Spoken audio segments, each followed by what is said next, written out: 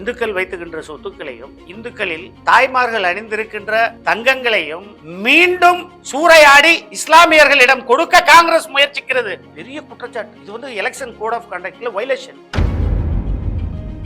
20% வாக்குக்கு மேல பிஜேபி வாங்குறோம் அண்ணாமலையோட தலைமையில அப்படின்னு சொல்லி அவங்க கருத்து கணிப்பு சொல்றாங்க. எனக்கு தெரிஞ்ச அந்த கருத்து கணிப்பு வந்து கனவு கணிப்புன்னு நினைக்கிறேன். அண்ணாமலையினுடைய கனவு கணிப்பு. மாண்புமிகு எதிர்க்கட்சி தலைவர் எடப்பாடி பழனிசாமி அவர்கள் மிகவும் தெளிவானவர். அவர் வந்து ராஜதந்திரி. ஏடிஎம்கே என்ற கட்சி வந்து இதற்கு முன்னாடி 3 ஆண்டு காலம் எப்படி இருந்ததுன்னா, அனைத்து இந்திய அண்ணா திராவிடம் இல்ல கார்த்திக், அமித்ஷா அண்ணா திராவிட முன்னேற்ற கழகமாக இருந்தது. அண்ணாமலை முன்னேற்ற கழகமாக மாறும்போதுதான் உஷாராகி கொண்டு உடனே வெளியேறிவிட்டார்.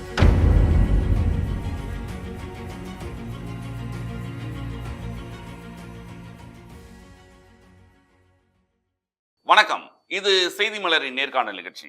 இன்றைய நிகழ்ச்சியில் கலந்து கொண்டு தன்னுடைய கருத்துக்களை தெரிவிப்பதற்காக தமிழ்நாடு காங்கிரஸ் கமிட்டியினுடைய தகவல் அறியும் உரிமை சட்டத்தினுடைய மாநில தலைவர் கனகராஜ் அவர்கள் இங்கே வந்திருக்கிறார்.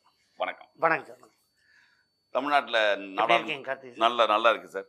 நீங்களும் பிரச்சாரம்லாம் முடிஞ்சு கொஞ்சம் இப்பதான் ஃப்ரீயா இருப்பீங்க. இப்போ தமிழ்நாட்டில் பொறுத்தவரைக்கும் நாடாளுமன்ற தேர்தலில் வந்து 69% 70% வாக்குப்பதிவு நடந்திருக்கு. உங்களுடைய கணிப்பின்படி உங்களுடைய வெற்றி வாய்ப்புகள் எப்படி இருக்கு? காங்கிரஸ் மற்றும் திமுக கூட்டணி இங்கே நடந்த தமிழகத்தை பொறுத்த வரைக்கும். தமிழகத்தை பொறுத்தவரையிலும் நான் இன்னைக்கு உங்ககிட்ட பேசும்போது ஏற்கனவே ஒரு நேர்காணல நான் சொன்னேன். 40 மோடி அலை வந்து மோடி எதிர்ப்பலை தமிழ்நாட்டில் இருக்கு. அதே போல் ராகுலினுடைய அலை அதிகமாக இருக்கு. அதனால திமுக காங்கிரஸ் கூட்டணி 40 இடங்களையும் இன்றைக்கு வெல்லக்கூடிய வாய்ப்புகள் தான் இருக்குது. எப்படின்னா, பிஜேபி வந்து இதுக்கு முன்னாடி டைம்ஸ் நவுலையும் சரி, சிஎன்என்லேயும் சரி, நிறைய நார்த் இந்தியன் சேனல்ஸில் அவங்களுடைய சேனல்ஸில் ஃபஸ்ட்டு வந்து அவங்க சொன்னது தமிழ்நாட்டில் 10 சீட்டு வாங்குவோம். அதில் 6 பிஜேபிக்கும் 4 ஏடிஎம்கேவுக்கும் போட்டாங்க. இன்னைக்கு அது மாறி போய் நிலைமை டோட்டலாக மாறி போகிற அளவுக்கு இப்போ அண்ணாமலை அவர்கள் வந்து அவசர புயல் அறிக்கை நாயகன் அண்ணாமலை அவர்கள் தொடர்ந்து இன்றைக்கு தேர்தல் முடிஞ்ச உடனே ஒரு ப்ரெஸ் மீட் வச்சுருவார். அவர் அறிக்கை கொடுக்காம இருக்க மாட்டார்.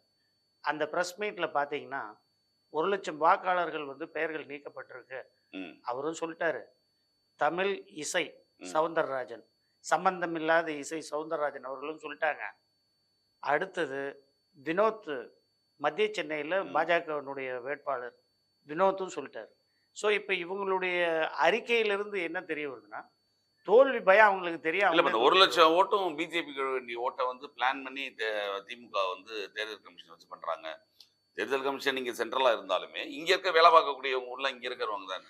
1,00,000 அண்ணாமலை பார்த்து பயந்துட்டாங்கன்னு சொல்றாங்க. இல்லைங்க, அதெல்லாம் தவறுங்க. அதாவது இந்திய தேர்தல் ஆணையம் வந்து கட்டுப்பாட்டில் தான் தமிழக தேர்தல் ஆணையம் இருக்கு.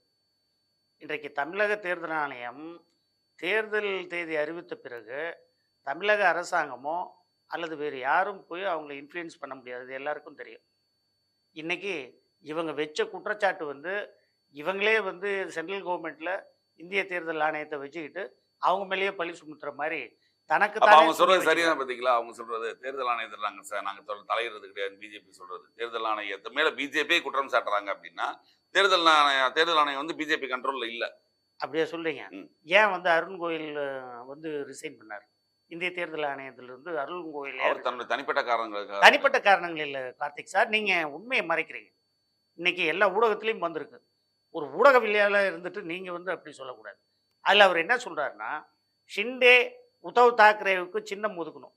அந்த சின்னம் ஒதுக்குறதுல அவர் கொஞ்சம் உடன்பாடு இல்லை. இதனால தான் அவர் ரிசைன் பண்ணார். நிர்பந்தப்படுத்தினாங்க. இப்போ தேர்தல் ஆணையம் வந்து அவர் ப்ரெஷர் பண்ணதுனால படுத்தப்பட்டதுனால ரிசைன் பண்ணார். அவர் ரிசைன் பண்ணதுலேருந்து இன்ஃப்ளூயன்ஸ் இந்திய தேர்தல் ஆணையத்தின் ஆணையாளரை நியமிக்கிறதுலையே முறைகேடு. அதில் ஏற்கனவே வந்து எப்படி இருக்கணும்னா, இந்திய தேர்தல் ஆணையர்களை நியமிக்கிற இதில் வந்து பாரத பிரதமர் அவர்களும் எதிர்க்கட்சி தலைவர் அவர்களும் உச்சநீதிமன்ற தலைமை நீதிபதி அவர்களும் உறுப்பினர்களாக இருக்கணும். அதான் 3 எல்லாமே 3 டிஃப்ரெண்ட் பர்சன்ஸ். இப்போ இவர் என்ன பண்ணிட்டாருன்னா, ஒரு அமெண்ட்மெண்ட் கொண்டு வந்துட்டு 2 கேபினெட் மினிஸ்டர் உள்ளே வச்சுக்கிட்டாரு. தலைமை நீதிபதி, உச்சநீதிமன்ற தலைமை நீதிபதி வெளியே எடுத்துட்டு எதிர்க்கட்சி தலைவர் மட்டும்தான் இருக்கார். பிரதமரும் அப்புறம் இன்னொரு கேபினெட் மினிஸ்டரும் 2:1 வந்துடுது. இப்போ அதனால் அந்த அடிப்படையில் கமிஷனர் அப்பாயின்மெண்ட் பண்ணிட்டாங்க. கமிஷனர் அப்பாயின்மெண்ட் மட்டும் இல்லை, சிபிஐ டைரக்டர்லேயும் அப்படி தான் இருக்குது, இடி டைரக்டர்லேயும் இப்போ எக்ஸ்டென்ஷனில் தான் ஓடிட்டு இருக்கிறதா தகவல். இதுதான் இன்னைக்கு, அதுவும் கேஸில் தான் நிற்கிது. ஸோ ஆகவே பாரதிய ஜனதா கட்சியினுடைய இன்ஃப்ளூயன்ஸ் இல்லைன்னு சொல்றீங்க பாருங்க, அதை நம்ப முடியாது. ஏன்னா நேற்றைக்கு பாருங்க, பிஜேபியே குற்றம் சாட்டுது தேர்தல் கமிஷன் இல்ல. அப்படி பிஜேபி வந்து அதாவது நேர்மையான தேர்தல் ஆணையமாக இருந்தால், நேற்று மாண்புமிகு பாரத பிரதமர் அவர்கள் தேர்தல் அறிக்கை நியாயப்பத்திரா, எங்களுடைய காங்கிரஸ் கட்சியினுடைய நியாயப்பத்திரிகை தேர்தல் அறிக்கைக்கு நாங்கள் வச்சிருக்க பேர் நியாயப்பத்திரம், அதுல தேர்தல் அறிக்கையில் என்ன சொல்லியிருக்கோம்னா, எல்லாம் நாங்கள் ஜெயிச்சு வந்துட்டா இந்தியாவில் இருக்கின்ற அனைத்து மக்களுக்கும் சமமாக வெல்த்தை டிஸ்ட்ரிபியூட் பண்ணி தருவோம். ஒரு கம்யூனிஸ்ட் மைண்ட்ல எல்லாரும் எல்லார்கிட்டையும் சொத்துக்கள் இருக்கலாம் அப்படின்ற ஒரு நிலைமைக்கு காங்கிரஸ் வந்து தேர்தல் அறிக்கையில ஏன் இதுக்கு முன்னால செய்யல? 60 வருஷம் காங்கிரஸ் அதுக்கு முன்னாடியே செஞ்சாங்க. இப்போ வந்து அதிகப்படியான பாத்தீங்கன்னா கார்பரேட் அம்பானி அதானி தவிர வேற யாருமே கம்பெனிஸ் இல்லை. நல்ல கேள்வி. அதே போல அம்பானி காங்கிரஸ் பீரியட்லயே அம்பானி இருந்தாரு, அப்ப அன்னைக்கு இருந்தாரு, இவ்வளவு வளர்ச்சி இல்லையே, நம்பர் 2 போகலையே வேர்ல்டு லெவல்ல. இப்ப இன்னைக்கு வந்து நம்பர் 1, 2 ரேஸ்ல இருக்குது யார் இந்தியாவில்? சொல்லுங்க கார்த்திக் சார், சொல்லுங்க. ஒரு உலக அளவுல போட்டிட்டு நல்லதுதானே சார்? எது சார் இந்திய தொழிலதிபர்கள் முன்னேறாங்க சார், தவறு ஒண்ணும் இல்லை சார். இந்திய தொழிலதிபர்கள் முன்னேறதுல நாங்களும் வாழ்த்துறோம் சார், தவறு இல்லை. ஆனா அனைத்து துறைகளையும் ஒரே தொழிலதிபருக்கு தாரை வார்த்து கொடுப்பது தான் தவறுன்றோம். அதனால நீங்க கான்சிக்வன்ஸ் பாருங்க, விலைவாசி ஏற்றம், இன்னைக்கு பொருளாதார சீர்குலைவு, ஜிஎஸ்டி பிரச்சனை, இது எல்லாம் சேர்ந்து 2,76,000 சிறு குறு தொழில்கள் இன்றைக்கு முடக்கப்பட்டிருக்கின்றன, மூடப்பட்டிருக்கின்றன. இன்னொரு இது என்ன தெரியுமா, தொழிலதிபர்களே இன்றைக்கு நம்ம இப்போ வெளிப்படையா வரல, 3000 தொழிலதிபர்கள் என்ஆர்ஐ இந்தியன்ஸ் இன்னைக்கு துபாய்க்கு டூயல் சிட்டிசன்ஷிப் கேட்டு போட்டாங்க. இன்னைக்கு பெரும் தொழிலதிபர்கள், அதாவது அம்பானி அதானி, எஸ்பிஐ 1 லட்சம் கோடி 2 லட்சம் கோடி கடன் கொடுக்கின்ற கம்பெனிகளை தவிர்த்து மற்ற கார்பரேட்லயும் இன்னைக்கு நிறைய பேர் வெளியேறதுக்கு தான் பாக்குறாங்க. இதெல்லாமே தேர்தலில் வாக்கா மாறும் நினைக்கிறீங்களா? 100% வாக்கா மாறுது. அதனாலதான் சொல்றாரு இன்னைக்கு நீங்க இருங்க. அதனாலதான் நீங்க இப்ப பாருங்க, கேள்வி, என்னுடைய கேள்வி ஆரம்ப கேள்விக்கு வந்துட்டீங்க. அதனாலதான் மாண்புமிகு பாரத பிரதமர் அவர்கள் நேற்றைக்கு ராஜஸ்தானில் அவர் ஆற்றிய உரை நீங்கள் பார்த்திருப்பீர்கள். அதுல சொல்லியிருக்காரு, காங்கிரஸ் தேர்தல் அறிக்கையில எல்லாருக்கும் சம உரிமை கொடுக்குறாரு, சொத்து உரிமை எல்லாத்துக்கும் பிரிச்சு கொடுக்குறதா சொல்லியிருக்காரு அப்படின்னு சொல்லிட்டு, இதை நம்பாதீங்க. அவங்க என்ன சொல்றாங்கன்னா, இந்தியாவில் இருக்கின்ற இந்துக்கள் தாய்மார்கள் சகோதரிகள் அவர்கள் அணிந்திருக்கின்ற தங்கங்களும் அவர்கள் வசிக்கின்ற சொத்துக்களையும் சூறையாடி இஸ்லாமியர்களுக்கு கொடுப்போம் என்று கூறி இருக்கின்றார். மங்கள நாணை கழட்டுவதற்கு காங்கிரசுக்கு உரிமை இல்லை, ஒரு அரசுக்கு உரிமை இல்லைன்னு சொல்லியிருக்காரு ஒரு வார்த்தை. பெண்கள் அணியக்கூடிய மங்கள நாணை கழற்றுவதற்கு காங்கிரஸ் முயற்சிக்குது அப்படின்னு ஒரு குற்றச்சாட்டு. ஏங்க பெரிய குற்றச்சாட்டு. நீங்க சரியா பாருங்க, சொத்துக்களையும் இந்துக்கள் வைத்துக்கின்ற சொத்துக்களையும் இந்துக்களில் தாய்மார்கள் அணிந்திருக்கின்ற தங்கங்களையும் மீண்டும் சூறையாடி இஸ்லாமியர்களிடம் கொடுக்க காங்கிரஸ் முயற்சிக்கிறது. பெரிய குற்றச்சாட்டு. இது வந்து எலெக்ஷன் கோட் ஆஃப் கண்டக்ட்ல violation. See, as a PM, you should not attack the religion. See, ECI நேர்மையா இருந்திருந்தா you should have given a notice to him. பிஎம்க்கு இந்நேரம் நோட்டீஸ் கொடுத்துருக்கணும். இந்த இந்துக்களை கூட்டணி கட்சி திமுக எல்லாம் இந்துக்களை பத்தி திட்டுறது இதுல வராதா? இந்த மாதிரி என்னங்க இந்துக்கள் எல்லாம் திமுக கூட்டணி கட்சி எல்லாம் திட்டுறாங்கல்ல, இல்லைங்க. இந்துக்களை பத்தி. அப்ப மதம் சார்ந்தது, அதுவும் சேர்ந்தது இல்லைங்க. இது வந்து மதம் சார்ந்த விஷயம் இல்ல. இந்துக்களை யாருமே வந்து திமுக திட்டலையே, காங்கிரஸ் திட்டலையே. நாங்க என்ன சொல்றோம், பேசுறாரு என்னன்னு நீங்க எத்தனை வீடியோ பார்த்திருப்பீங்க, இந்துக்கள்லாம் திருடன்றாரு, இந்துக்களை திட்டுறாரு, சிறுபான்மையினரோட வாக்கு வாங்குறதுக்காக இந்துக்களை திட்டுறது. இல்லவே இல்லைங்க. இல்லைங்க, அவரே சொல்லியிருக்காரு. அவருடைய ராசாவினுடைய வீட்டுல இல்லத்தரசி அவர்களே வந்து சாமி கும்பிடுவாங்க, பூஜை அறை வச்சிருக்காங்க. இன்னைக்கு பேசுறவங்க எல்லாம் எல்லார் வீட்லயும் சாமி கும்பிடுறாங்க, அவங்க இல்லத்தரசிகள் கோயிலுக்கு போறாங்க. அந்த வழிபாட்டு நம்பிக்கையில அவங்க வந்து தலையிடல. அவங்க வந்து உள்வாங்கி இருக்கிற சித்தாந்தம், தந்தை பெரியாரினுடைய சித்தாந்தத்தை உள்வாங்கி இருக்கிற இந்துக்கள் பண்டிகைக்கு மட்டும் வாழ்த்து சொல்ல மாட்டாங்க. ரம்ஜானுக்கு சொல்லுவாங்க, கிறிஸ்துமஸுக்கு சொல்லுவாங்க. இந்துக்கள் பண்டிகை, தீபாவளிக்கோ ஆயுத பூஜைக்கெல்லாம் வாழ்த்து சொல்ல மாட்டாங்க. அதாவது தந்தை பெரியார் வந்து திராவிடத்தை அவங்க சித்தாந்தத்துல இருக்கிறதுனால அந்த சித்தாந்தத்துல அவங்க பேசுறாங்க. ஒண்ணு வந்து மெய்ஞானம், விஞ்ஞானம். விஞ்ஞானத்தை சார்ந்தவர்கள் அவர்கள். விஞ்ஞான சித்தாந்தம் தான் தந்தை பெரியார். ஆனால் காங்கிரஸ் கட்சி கொள்கையை பொறுத்தவரையிலும் நாங்கள் கடவுளை மதிக்கின்றோம், எல்லா மதங்களை மதிக்கின்றோம், எல்லா வழிபாட்டு தலங்களையும் கண்டிப்பா. அதனாலதான் உங்க காங்கிரஸ் கட்சியிலே உதயநிதிக்கு எதிர்ப்பு அதிகமா வந்தது நாட்டில் இல்லையா? உதயநிதியோட பேச்சுக்கு 100% நாங்க இப்ப அவர் பேசும்போது நாங்க என்ன சொல்றோம்னா, நீங்க வந்து இந்துக்கள் மத வழிபாடுகளை புண்படும் மாதிரி எதுவும் பேசாதீங்கன்னு நாங்க ஏற்கனவே சொல்லியிருக்கோம். எங்களுடைய லைன் வெரி கரெக்டா போகுது. மத வழிபாடுகள் நீங்க இப்போ இந்து மதம், இன்னொருத்தர் இஸ்லாமிய மதம், சீக்கிய மதம், புத்த மதம், எல்லா மதங்களையும் நாங்கள் வந்து என்ன நேசிக்கிறோம்னா, அவங்களுடைய மத வழிபாடுகளையும் நம்பிக்கைகளையும் யாரும் போய் இடையூறு பண்ணக்கூடாது. அவரவர்கள் பிடித்த கடவுள்களை வணங்கலாம், பிடித்த உணவுகளை சாப்பிடலாம், பிடித்த உடைகளை அணியலாம். அதுதான் காங்கிரஸ். வடக்குல காங்கிரஸுக்கு பிஜேபிக்கு இந்துக்களுடைய ஆதரவு அதிகமா இருக்கு அப்படின்ற மாதிரி ஒரு செல்வாக்கு இருக்கு. ராமர் கோவில் இஷ்யூல எல்லாத்தையும் வந்திருக்கிறதுனால காங்கிரஸும் அதே மாதிரி ஒரு சாஃப்டான இந்துத்துவாவை கொஞ்சம் முயற்சிக்கிறாங்களோ. நான் பிராமணன்றாரு ராகுல் காந்தி, நாங்க கோவிலுக்கு தான் போவோம் அப்படிங்கிறாங்க. அந்த இந்துக்கள் வாக்கு ஒரு மொத்தமா பிஜேபி போகுமே, அதை நம்ம தடுக்கிறதுக்காக நம்மளும் இந்துத்துவால கொஞ்சம் ட்ரை பண்ணலாம் அப்படின்னு. எங்க அருமை தலைவர் வந்து ராகுல் காந்தி அவர்கள் இன்றைக்கு அவர்களுடைய குடும்பத்திலே பன்முகைத்தன்மை கொண்ட குடும்பம் தான் அது. இந்துக்கள் பை பர்த் வந்து பை பண்டித், காஷ்மீரி பண்டித். இப்போ அவங்க ஃபேமிலியில் இஸ்லாமியர்களும் இருக்காங்க. இப்போ அவங்க ஃபேமிலியில் எல்லா பிற மதத்தினவர்கள் ஏற்கனவே இருக்கிறாங்க. ஸோ அவங்கள பொறுத்தவரையிலும் இந்துக்களையும் வேண்டும், இஸ்லாமியர்களும் வேண்டும், கிறிஸ்துவ மதத்தினரும் வேண்டும். இப்போ தாய் வந்து கிறிஸ்துவ மதத்தை சார்ந்தவர், ஆகவே கிறிஸ்துவ மதமும் வேண்டும். இப்போ ராகுல் காந்தி வந்து பை பர்த் பண்டிதர்களாக இருந்தாலும் அதே போல இஸ்லாமிய மதத்தில் இன்றைக்கு ஃபெரோஸ்கான் காந்தி, அன்னை இந்திரா காந்தி அவர்கள் திருமணம் செய்திருக்கிறார்கள். இப்போ இதனுடைய நிலைப்பாடு என்னவென்றால், காங்கிரஸ் கட்சி ஜனநாயகமான விஷயம். குடும்பத்தில் எப்படி எல்லா மதமும் சம்மதம், அதுதான் மெசேஜ் கார்த்திக். அந்த மெசேஜை தான் வலுவாக இந்த தேர்தலில் நாங்கள் முன்வைக்கிறோம். இப்போ நீங்கள் தமிழகத்தை பொறுத்தவரை நீங்கள் சொன்னீங்க இல்லையா, பிஜேபி ஒன்றும் வளரணும். ஆனால் பார்த்தீங்க தமிழ்நாட்டை அவ்வளோ நேசிக்கிறார் போல் இருக்கு மோடி. 7 தடவை வந்துட்டு போயிட்டார். ராகுல் காந்தி எத்தனை தடவை வந்தாருங்க? நான் கேட்குறேன் கார்த்திக் சார், ஏன் ஒக்கி புயலுக்கு வரல, ஏன் வர்தா புயலுக்கு வரல, ஏன் மிக்ஜாம் புயலுக்கு வரல சொல்லுங்க கார்த்திக். ஏன் தேர்தலுக்கு மட்டும் வர்றாரு? ஏன் மௌனமாக இருக்கிறீங்க? பேசுங்க. அரசியல்வாதி வந்து ஓட்டுக்காக வரதான் சார் செய்வாங்க. ஓட்டுக்காக மட்டும்தான் வருவார். முடிச்சிட்டீங்க. அதான் மக்கள், தமிழக மக்கள் வந்து நல்லா புரிஞ்சுக்கிட்டு. இல்ல இங்க ஆள்கள் வச்சு அவங்களோட ஆட்கள்லாம் வேலை பார்த்தாங்கல்ல. எங்க வேலை பார்த்தாங்க? அவங்க தான் சொல்றாங்க. யார் பார்த்தாங்க? அவங்க சொல்றாங்க பிஜேபி களத்துல நின்னு. சரி, ஜிஎஸ்டி எங்க கொடுத்தாங்க? எப்போ எவ்வளவு கொடுத்தாங்க?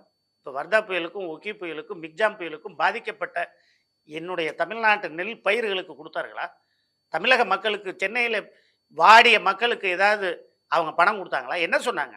நாங்கள் கொடுத்தா இவங்க திமுக அடிச்சிடுறாங்க அப்படின்னு ஒரு பொய்யான குற்றச்சாட்டு வச்சுட்டு, அதே சமயம் நீங்கள் எடுத்து பாருங்க, ஆர்டிஐயில் சேர்மனாக இருக்கும்போது நான் போட்டேன், குஜராத்துக்கு எவ்வளோ ஃபண்டு கொடுத்துருக்காங்க.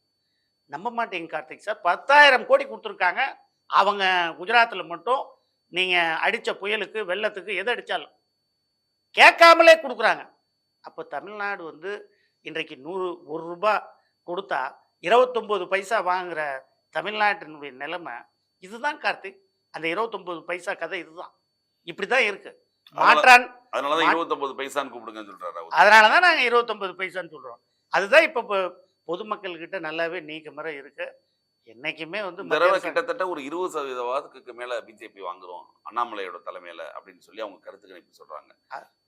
இல்ல இன்னொன்னு என்ன இல்ல, அந்த எனக்கு தெரிஞ்ச அந்த கருத்து கணிப்பு வந்து கனவு கணிப்புன்னு நினைக்கிறேன்.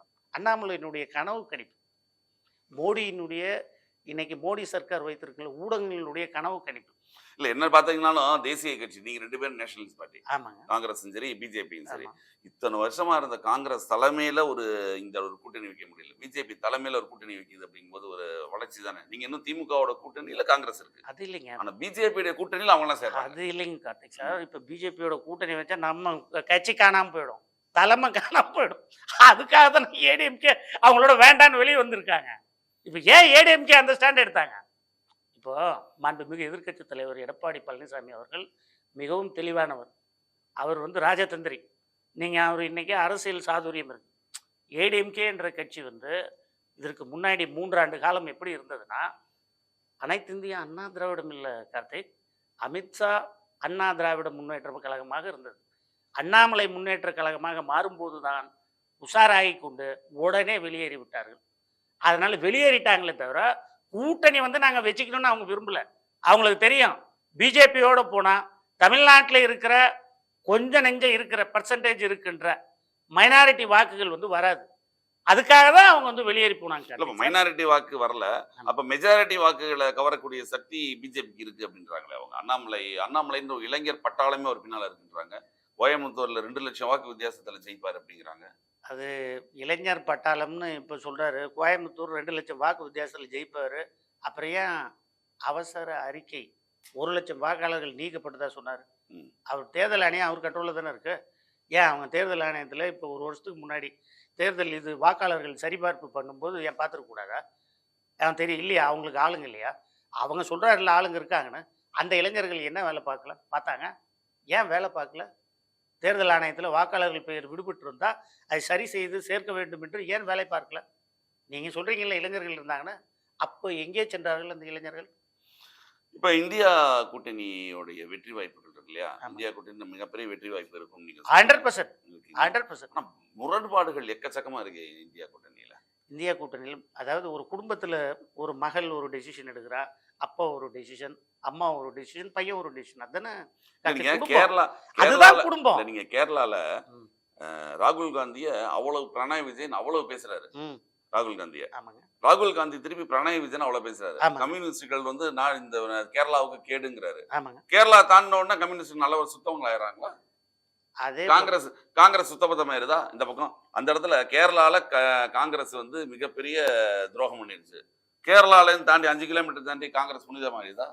அதே போல நம்ம இப்போ உங்களுக்கு கேட்கணும்னா பிஜேபி இப்போ ஒரு வாஷிங் மிஷின் வச்சிருக்காங்க. அது மாதிரி காங்கிரஸ் வாஷிங் மிஷின் தான் கேக்குறேன். காங்கிரஸ் வாஷிங் மிஷினே வைக்கல. சரி, காங்கிரஸ் வந்து அவர்களுடைய கொள்கையில் திடமாக நாங்கள் இருக்கின்றோம். மீண்டும் ஒரு கால் பிஜேபி ஆட்சிக்கு வந்து விட்டால் யூனிஃபார்ம் சிவில் கோடு வந்துடும். யூனிஃபார்ம் சிவில் கோடு வந்துருச்சுன்னா நீங்கள் தனிப்பட்ட மனிதனுடைய உணவு, உடை, எல்லா மதம், இந்த எல்லா பழக்க வழக்கங்களையும் பிரச்சனை வரும். அவர்கள் சொல்லுவதெல்லாம் ஒரே மதம், ஒரே இந்தியா, ஒரே கட்சி, ஒரே ஆட்சி. இது வந்துடக்கூடாது. இதுதான் வந்துடக்கூடாது. காமன் சிவில் கோடுக்கும் உங்களுக்கு அது ஒரே மதம்ன்றதுக்குலாம் கிடையாது. எல்லா மதமும் ஒரே. இல்ல அது தவறு. எப்படி ஏன் ஒவ்வொரு மதத்துக்கும் தனியா சட்டம் வச்சிருக்கீங்க? சரி, இப்ப நீங்க அஸ்ஸாம்ல எடுத்துங்க. அஸ்ஸாம்ல வந்து உறவு முறைகள்ல திருமணம் செய்கின்ற உறவு முறைகள் வேறு. இப்ப இங்க வந்து ஒரு அக்கா மகளை மாமன் கட்டிக்கலாம் இல்லையா? தம்பி கட்டிக்கலாம். இந்த மாதிரி உறவு முறைகள் இருக்கு. இதே வந்து இருங்க, இப்போ இந்துலா வந்து இஸ்லாமிய கல்ச்சருக்கு அப்ளிகபிள் ஆகுமா? அஸ்ஸாமிஸ்டோட கல்ச்சருக்கு அப்ளிகபிள் ஆகுமா? மணிப்பூர்ல இருக்க கல்ச்சருக்கு அப்ளிகபிள் ஆகுமா? அருணாச்சல் பிரதேசில் இருக்கிற கல்ச்சருக்கு அப்ளிகபிள் ஆகுமா? இப்போ நான் வந்து ஆடு சாப்பிடுவேன், சிலர் வந்து கோழி சாப்பிடுவாங்க, சிலர் வந்து பீஃப் சாப்பிடுவாங்க, சிலர் வந்து வேற அவங்களுக்கு பிடித்த உணவுகள் சாப்பிடலாம். இப்போ நீங்கள் இவங்க என்ன பண்ணுவாங்கன்னா, இந்த யூனிஃபார்ம் சிவில் கோடுன்றது வந்து கிட்டத்தட்ட இன்றைக்கு கலாச்சாரத்தையும் பண்பாட்டையும் அளிக்கின்ற சட்டம் தான் யூனிஃபார்ம் சிவில் கோட். இப்போ ஒருவேளை பிஜேபி ஆட்சிக்கு வந்துருச்சுன்னு வச்சுக்கோங்க, காமன் சிவில் கோடை வந்து மக்கள் ஏத்துக்கிட்டாங்க அப்படின்னு நம்பலாமா? ஏங்க சர்வதிகாரி இன்னைக்கு நீங்க 400 கொடுத்தீங்கன்னா 300 400 வந்தா அது செஞ்சிருவாங்க. அதே நீங்க 200 டார்கெட்டே 370 தானே. யார் டார்கெட்? யார் சொன்னாங்க 370? அவங்க டார்கெட் இல்ல கார்த்திக் சார். இது ஊடகங்கள் வந்து 400 சொன்னாங்க, 300ல நின்னாங்க. இது ஊடகங்கள் வந்து அவங்களா போட்டுக்கிட்டது. சரி, உண்மையான விவரம் அது கிடையாது. இன்னைக்கு நார்த் இந்தியாவில் பார்த்துக்கிட்டேன்னா இன்னைக்கு அவங்க கொடுத்துருக்கிற திரு பிரசாந்த் கிஷோர்னுடைய ட்விட்டர் பார்த்துருப்பீங்க. ஆரம்பத்தில் 1 மாதம் முன்பு, அதான் ஒரு 3 வாரத்திற்கு முன்பு அவர் என்ன சொல்லியிருக்காருன்னா, பாஜக வந்து 200 பாராளுமன்ற உறுப்பினரை பெறுவதே கடினம் என்று கூடியிருக்கிறார். அந்த ட்விட்டர் உடனே டெலீட் பண்ணிட்டாங்க. அன்னைக்கே நீக்கினாங்க. அவர் தவறுன்னு சொல்லி இருங்க, தவறு சொல்ல, அவர் எடுத்த புள்ளி விவரம் கரெக்ட் தான். இன்னைக்கும் அதை தான் எல்லாரும் சொல்றாங்க. இன்னைக்கு நார்த் இந்தியாவே இப்போ அதை தான் சொல்லிட்டு இருக்கு, திரும்புது. இன்னைக்கு அலை வந்து அதிகமாக போயிட்டு இருக்கு. அந்த தாக்கத்தினுடைய எங்க 150லேருந்து 200 வந்து விடுமோ என்ற பயத்தில் தான் சூரத்தில் பார்த்தீங்களா, நேற்றைக்கு காங்கிரஸ் கட்சியினுடைய பாராளுமன்ற வேட்பாளரை என்னுடைய அனுபவத்தில், நான் 30 வருடமாக கட்சியில் இருக்கின்றேன், இந்த 30 வருட அனுபவத்தில் இது போல பஞ்சாயத்து பிரசிடென்ட்டை நீக்கின மாதிரி, ஹரியானாவில் மேயருக்கு அவங்களே டிக் பண்ணிக்கிட்ட மாதிரி, என்னங்க கவுன்சிலர் மாதிரி ஒரு பாராளுமன்ற உறுப்பினரை, எதிர்கட்சி காங்கிரஸ் கட்சி வேட்பாளரை அவங்க ஃபில்அப் பண்ணது சரியில்லைன்னு நீக்கிட்டு டிக்ளேர் பண்ணிட்டாங்க சூரத் எம்பி. ஏன்னா சூரத்தில் வந்து தொழில் நசிவடைந்துள்ளது, தொழிலாளர்கள் அங்கே பிரச்சனை, தொழிலதிபர்களுக்கே பிரச்சனை. அதனால தான் அவங்க வந்து மாற்றி வாக்கா போட்டுருவாங்களோன்ற பயத்தில் சூரத்தை டிக்ளேர் பண்ணி ஜெயிக்க வச்சிருக்காங்க. உங்கள் அனுபவத்தில் சொல்லுங்க கார்த்திக் சார், நீங்கள் ஏதாவது இந்த மாதிரி பார்த்துருக்கீங்களா?